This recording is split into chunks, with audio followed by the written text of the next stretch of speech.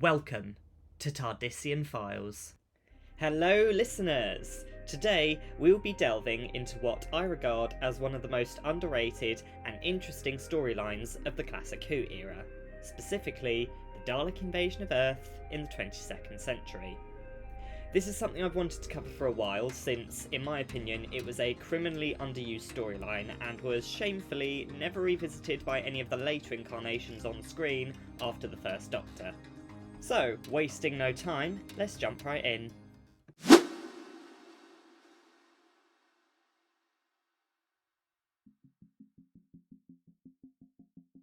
So, this event happened in the pre-Time War, pre-Genesis of the Daleks timeline, i.e. before any known Time Lord intervention in the Daleks' history. From the Daleks' perspective, this event happened millions of years before the First Doctor ever encountered them on Skaro for the first time, living in their bunker city in the aftermath of a neutrino explosion at the end of the Thousand-Year War with the Thals. The exact date of the initial invasion is unclear, though different sources put the invasion somewhere between 2158 AD, 2162, 2157, and 2150.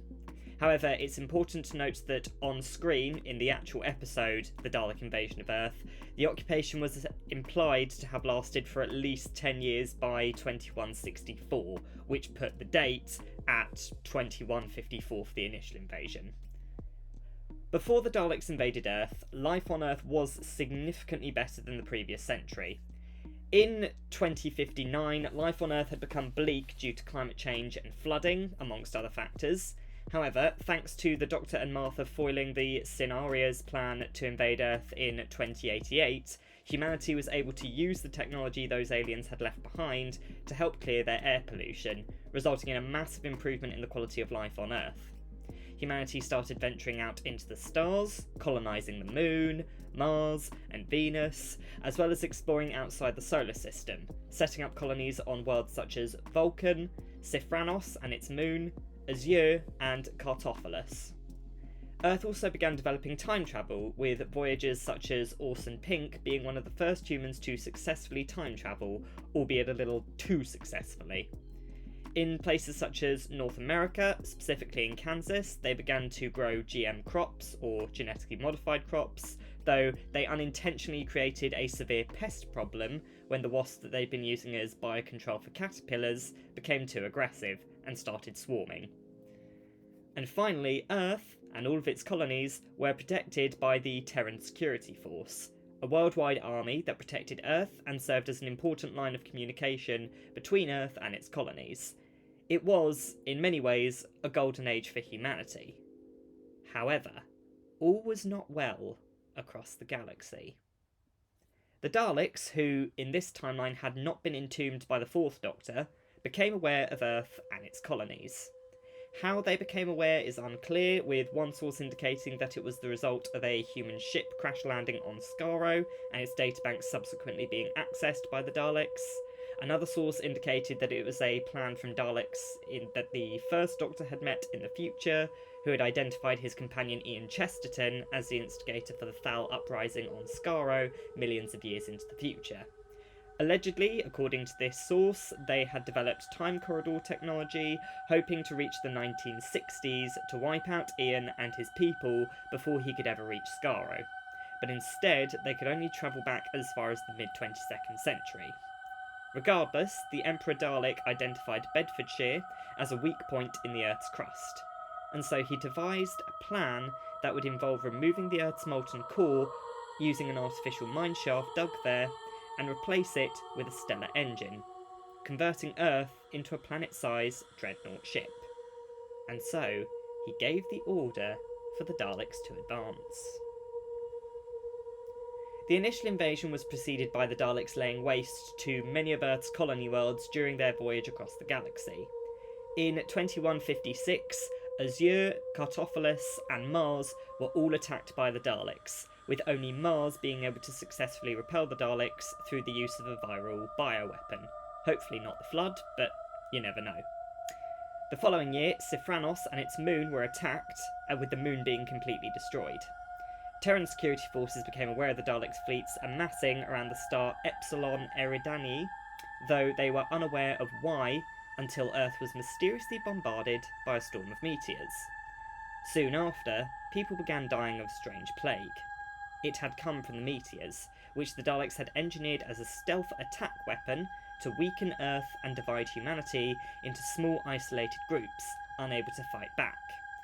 The attack was a crippling blow to Earth, as the entire populations of Asia, Africa, and South America were virtually wiped out before the scientists on Earth could find and distribute a cure. The once vibrant planet had been reduced to mostly feudal communities, being loosely governed by emergency governments. The rest of Earth's empire was not much better. 15 colony worlds had been devastated, and the rest were cut off from Earth by the Daleks' blockade of the solar system, cutting them off from their supply chains from Earth, which they relied on, and it also left them unable to help Earth, leaving the planet to fend for itself. Earth was now ripe for invasion. The Daleks swarmed on the planet Sursa 2154, immediately overwhelming the Terran security forces on Earth. Several major cities, such as New York, were completely destroyed, and others, such as London, suffered the worst damage from the bombardment since the Blitz. In the UK, the main branch of the royal family perished, though collateral lines would survive into the 42nd century, as seen in the audio story Mutant Phase. And the government were killed mostly in Parliament Square, with the surviving MPs being burned alive when Westminster Palace was set alight by the Daleks. In Scotland, whole forests were infested with Varga plants, self-propagating mobile parasitic plants which would transmutate any being it stung into a new Varga plant. In America, acres of genetically modified crop fields were left unattended as the local population were either killed or enslaved. And across the world, humans were either being taken as slave labour, converted into robo-men, or killed by the Daleks. The UK was the focus point of the invasion, and thus, after the initial invasion was over, only a small Earth force of Daleks were left, mostly patrolling London and Bedfordshire as they began their drilling project, leaving control of the local population to the Varga plants and the monstrous slithers that they brought with them from Skaro. Eventually, help finally arrived. 10 years into the occupation, Sursa 2164, the First Doctor arrived with Susan Foreman, Ian Chesterton, and Barbara Wright. Initially landing in London, they noticed the devastation and eventually encountered the remnants of the rebel movement, who informed them of the occupation and the mining shaft in Bedford. After getting split up, the four of them, along with various freedom fighters, made their way to the mine, with Barbara distracting the Daleks long enough to allow Ian to sabotage the now complete mine shaft, jamming the explosives too close to the Daleks' command node, and giving the Doctor, Susan, and David Campbell a chance to stage a revolt among the human slaves, getting them all to flee the mine. The explosives then detonated, causing pseudo-volcanic activity, which destroyed the Dalek Earth Force. In one blast, the Daleks had been defeated. The Doctor convinced Susan to stay with David on Earth after noticing that the two youngsters had fallen in love, and with her new partner, Susan set out to help rebuild Earth. It would not, however, be an easy few decades for Earth. In the aftermath of the invasion, the world reorganised into a single Earth government, called the World Council, which often hosted conferences in Bristol, as they tried to coordinate the rebuilding efforts across the world. By the 2190s, however, the World Council found themselves constantly being harassed by members of the anti-alien organisation called Earth United, who reflected some of the worst of the xenophobic sentiment that many humans on Earth felt towards aliens since the invasion. Dalek technology still littered the streets, being the targets of public burnings, and slithers and wolves still roamed the forests around London. Earth had been set back 200 years in terms of technology and progress, leading to time travel and Ganger technology being stunted for a time. Worse still, people who had been on the moon base at the time of the attack had remained up there for decades, as Earth didn't have the means to rescue them. Seeing the potential future of Earth changing for the worse, a now widowed Susan Foreman tried to contact other races for help. She built a transmitter, trying to reach out to any alien race that would listen. However, due to a miscalculation on her part, this led to Susan accidentally summoning a race called the Goldrisi to Earth. These were a species which invaded and enslaved vulnerable worlds by offering them relief aid in exchange for consent to land on their planet. The Eighth Doctor, concerned about Susan's son Alex becoming dangerously embroiled with Earth United, came to Susan's aid, and repelled the Goldrisi from Earth using their own tactics against them. This decade, however, would see the return of the Daleks.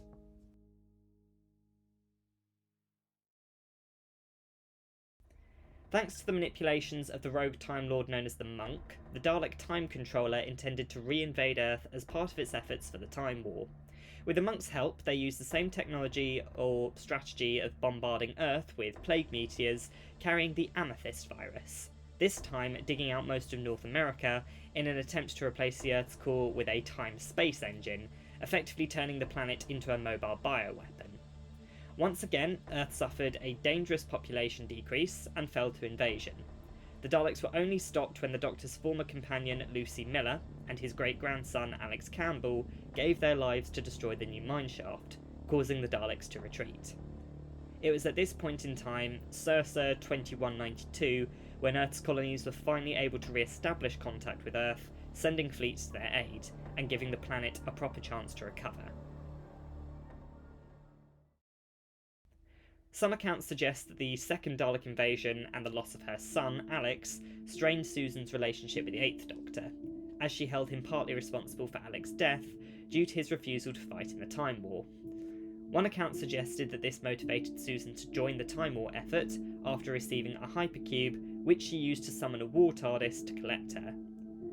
Another account suggested that Susan was still on Earth at round about 2214 AD, where she met the 13th Doctor at a public burning of Dalek technology in Bedford, and she encouraged her to take out her frustrations around losing her husband and her son out on an empty Dalek casing. And that was the end of the Daleks' attempt to claim Earth. At least for that century.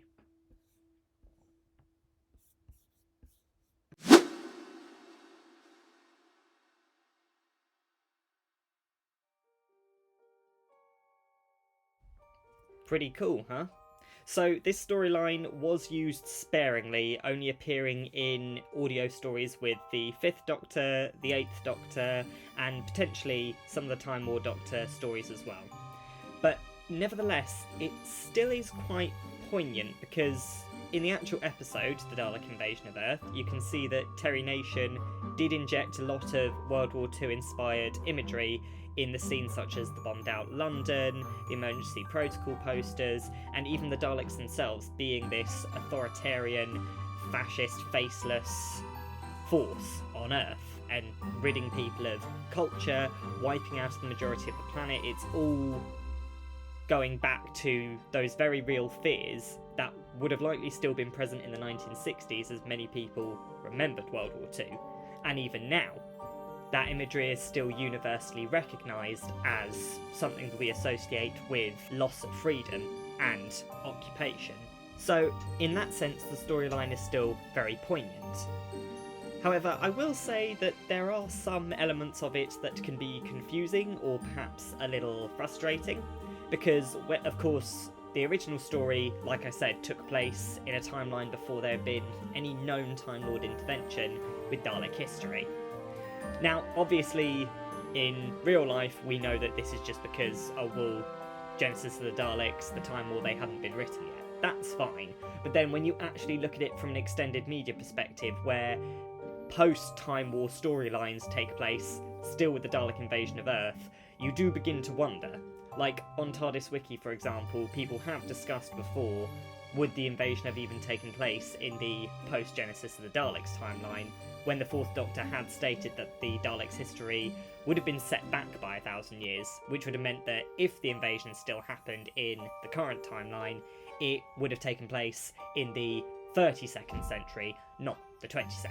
However, there's also questions I have, like, for example, the Torchwood Archive and the Unit Archives all would have still been on Earth at the time. It's very unlikely that these places would have been decommissioned, or wouldn't have been in the hands of the Terran security forces. So why audio stories written after the publication of Torchwood and the expansion of UNIT's role in Doctor Who is a bit of a mystery to me, why they wouldn't think, okay, but there are archives with alien weaponry on Earth, so could we not incorporate that into the story? I do think that maybe that's potentially a wasted opportunity there. But nevertheless, the idea that humanity was effectively rendered to a helpless group of survivors on a mostly desolate planet still makes for a really interesting storyline, because in Doctor Who in particular, you don't really tend to get invasion storylines on screen anymore. They're not something that was really produced too much for the television. You do sometimes get it in the audios and in the extended media, such as the comics and whatnot, but they almost exclusively happen in altered timelines, or it's the early stages of the invasion and the Doctor sweeps in and saves the day. And I do think that the Doctor arriving well past the invasion, well past any way to kind of prevent Earth from being completely decimated, is a fresh sort of perspective, because it goes back to this idea that even though the Doctor has a time machine, he cannot be everywhere at once. And even though he does actively engage in changing timelines, even though he harps on about not changing timelines, there are some times when he's well and truly stuck in the present situation. In this case, the first Doctor was confronted with Earth completely overrun by the Daleks, and he had to go along and liberate Earth in that time, in that place, rather than go back 10 years and prevent the occupation.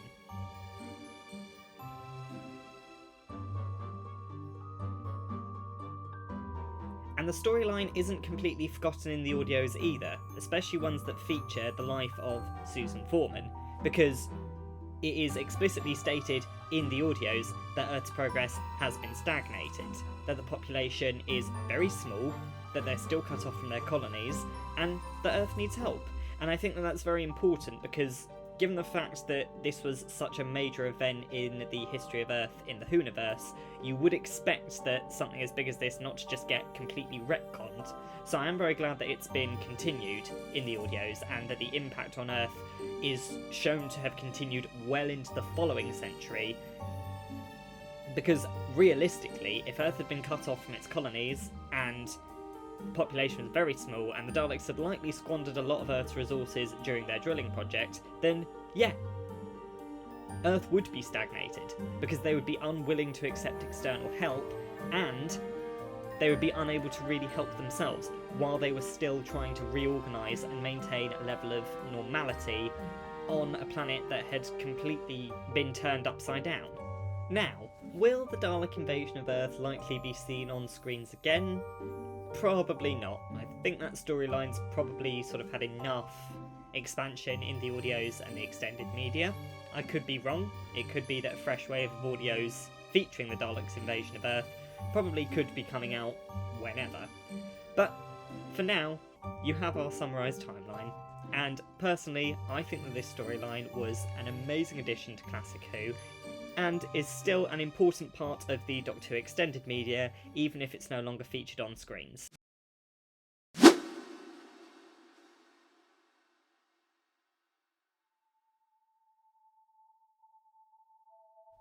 What did you think of our summarised timeline? Did you spot something we missed? Did you learn something new? Let us know in the comments down below.